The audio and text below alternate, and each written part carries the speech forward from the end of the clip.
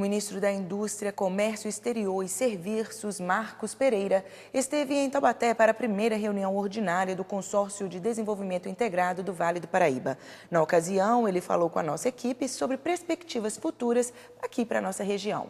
Em uma reunião a portas fechadas, os participantes não chegaram a um acordo de uma candidatura à eleição para presidente do CODIVAP. Um novo encontro ficou agendado para o dia 10 de março, quando os prefeitos voltam a se reunir para escolher o sucessor de Hernani Primazzi, ex-prefeito de São Sebastião. CODIVAP é Consórcio de Desenvolvimento Integrado do Vale do Paraíba.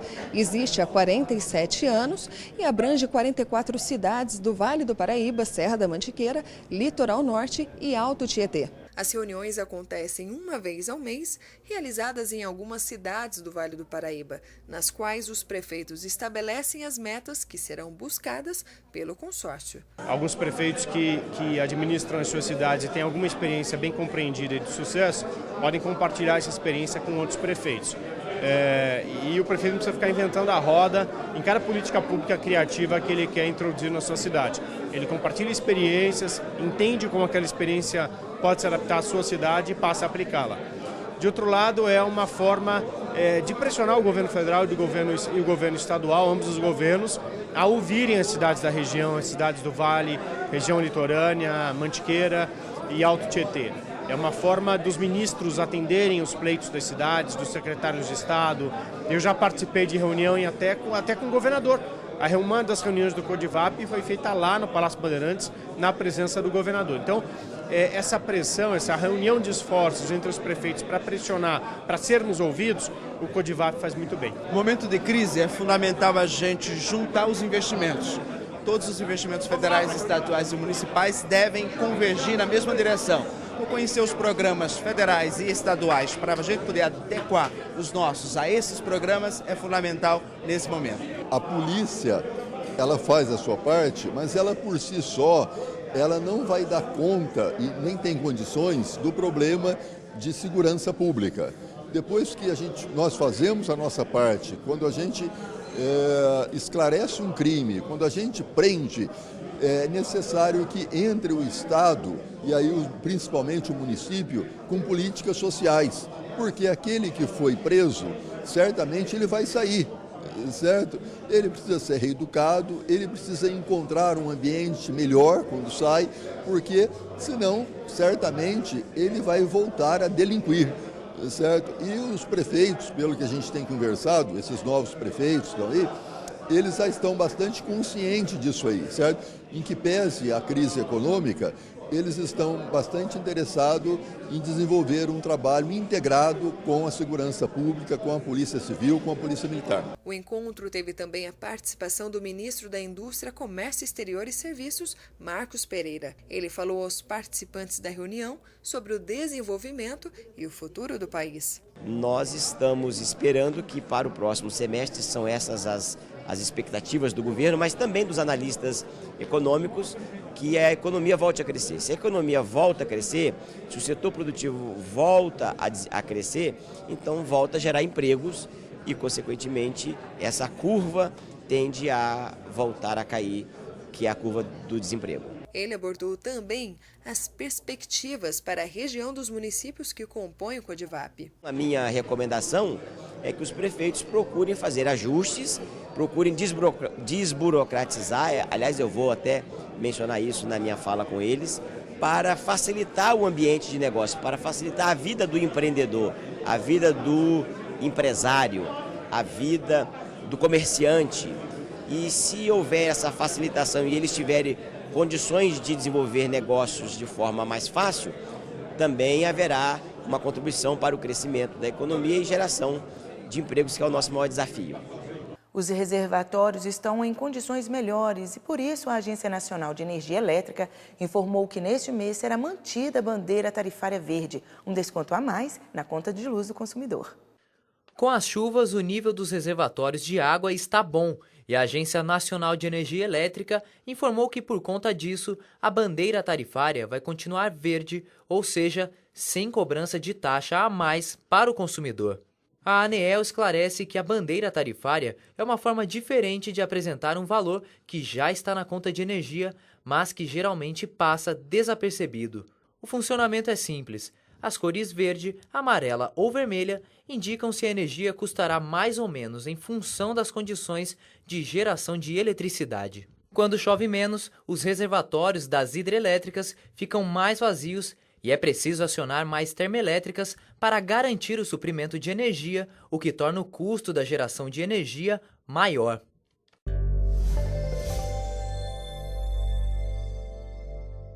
Acompanhe agora outras notícias da nossa região no plantão da redação. A Prefeitura de Pindamonhangaba iniciou a construção do Centro de Operações Integradas, que fará o monitoramento por câmeras na cidade.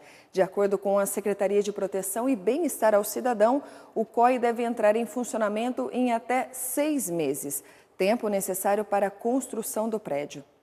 A maior represa do sistema Cantareira Jaguari, que fica em Jacareí, atingiu o melhor nível de água desde a crise hídrica que afetou a região em 2015. Atualmente, o nível da represa está em 62% da capacidade, melhor registro dos últimos 5 anos. Os dados são do consórcio PCJ, que monitora as represas. Segue o repórter setorial. As crianças da rede de ensino do estado de São Paulo estão voltando às aulas. E, para surpresa de muitos pais, os projetos de reforço escolar também já iniciaram. Foram mais de 173 mil estudantes que retornaram às aulas. As escolas promoveram dinâmicas de integração e boas-vindas entre estudantes e gestores. Para esse início de ano letivo, a Secretaria de Educação de São Paulo planejou uma lista de ações. Em destaque está o programa intensivo de reforço aos alunos do ensino fundamental e médio, onde durante o horário regular das aulas, as disciplinas de português e matemática terão atividades direcionadas de apoio. Porém, para algumas escolas, a Secretaria de Educação elaborou um conjunto de aparatos que poderão ser utilizados de acordo com a necessidade de cada unidade escolar. Materiais de reforço estarão disponíveis para os educadores que lecionam outras disciplinas. Segue o repórter setorial. A Previdência Social encerrou o ano de 2016 registrando um rombo de quase 150 bilhões de reais, o maior em 21 anos. Um dos motivos para essa diferença entre aquilo que se prevê e o que realmente existe foi o aumento do desemprego. A outra razão? Tem mais gente aposentada que contribuindo. No ano passado, o déficit do INSS foi de 149 bilhões e 730 milhões de reais, 2,4% do PIB brasileiro, um crescimento de 74,5% em relação ao patamar do ano anterior. Em 2015, o rombo somou 1,5% do PIB e em 2014 o resultado negativo foi de 1%. Segundo o secretário de Previdência do Ministério da Fazenda, Marcelo Caetano, questões estruturais explicam o forte aumento do rombo do INSS e a tendência é que o rombo aumente conforme a população envelhece. O resultado subiu bastante, tanto por conta de uma questão estrutural, por conta do envelhecimento populacional, mas também tem uma questão conjuntural, né? A geração de empregos influencia a arrecadação previdenciária. Os dois elementos influenciam. Para este ano, a expectativa do governo é de um novo crescimento no rombo do INSS. No orçamento de 2017, a previsão é de um resultado negativo de 181 bilhões e 200 milhões de reais. A equipe econômica encaminhou ao Congresso uma proposta de reforma da Previdência Social. A expectativa é de que a PEC seja aprovada até o final de setembro. O objetivo do governo é tentar manter as contas públicas equilibradas, mesmo diante de um rombo que só cresce. De acordo com o secretário, a reforma da Previdência não pretende acabar com o déficit, mas estabilizar os gastos previdenciários em cerca de 8% do PIB e garantir o pagamento de benefícios no futuro. A ideia é manter uma relação da despesa previdenciária com proporção do PIB estável. Então não é nenhuma ideia de redução do déficit, mas de estabilização do déficit. Manter o que está hoje, secretário? Manter na faixa que está hoje, A despesa, sim, a despesa, na faixa de 8% do PIB. De acordo com a proposta do governo federal, as novas regras de aposentadoria valeriam para trabalhadores com até 50 anos. Quem já estiver acima dessa idade deve ser submetido a uma regra de transição que ainda não foi detalhada. Essa proposta, se você for analisar, mesmo qualquer pessoa que analisa, interpreta ela como a mais abrangente que já houve. Então a gente está procurando uniformizar regras em várias categorias profissionais, políticos, não políticos, servidores públicos, não servidores públicos. Então olho bastante para essa perspectiva de que foi a reforma mais abrangente que algum governo já propôs. Os militares ficam de fora da proposta. Nos últimos anos, o acesso à internet cresceu quase 200%. Uma pesquisa mostra que os idosos fazem parte dessa estatística e estão cada vez mais conectados para manter a mente ativa.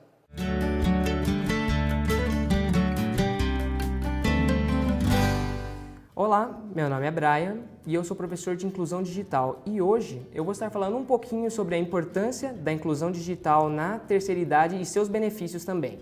E bom, muitos idosos me procuram falando que eu tenho um trauma, o computador é uma coisa muito difícil de se aprender, mas na verdade não é, porque o idoso ele tem um jeito de aprender diferenciado do jovem. O jovem hoje ele já nasce sabendo já de tecnologia, enquanto o idoso é tudo novo para ele.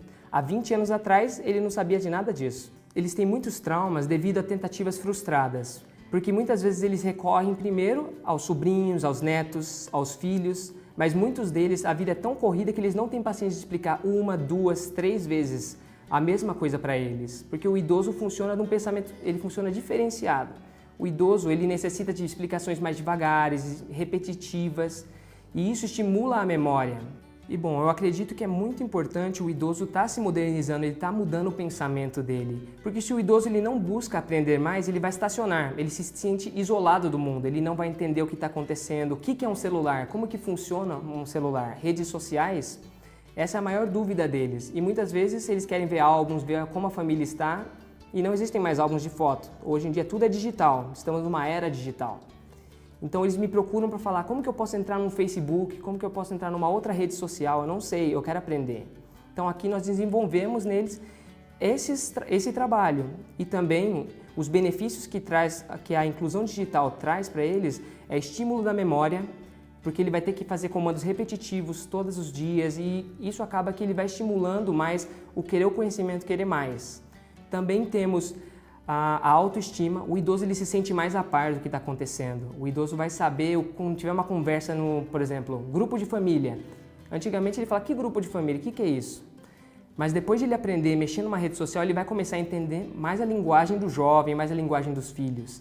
Eu gostaria de concluir com um pensamento muito interessante de Albert Einstein, que se aplica nos dias atuais e também para todos os idosos que estão me assistindo. A mente que se abre a uma nova ideia jamais voltará ao seu tamanho original.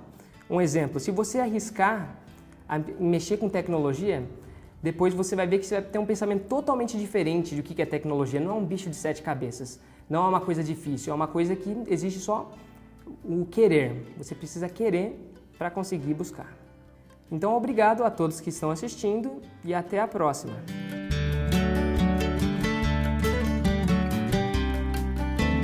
Aulas de circo ajudam no tratamento de crianças autistas.